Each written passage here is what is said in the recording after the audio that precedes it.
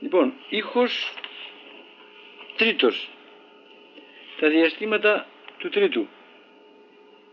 Ο τρίτος έχει βάση το γ και κατέρχεται έως το κάτω νι.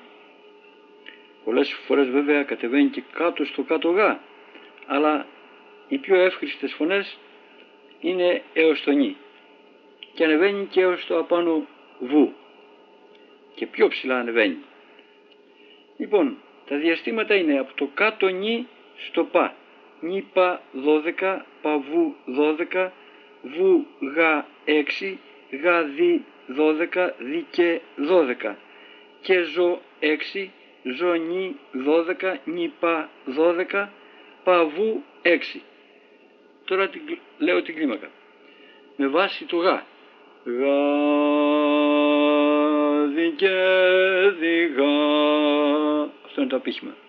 Γ δι και ζω νι πα βου πα νι ζω και δι γ βου πα νι πα βου γ δι και ζω νι πα βου πα νι ζω και δι γ βου πα νι πα βου γ γ δι και γ δι και γ.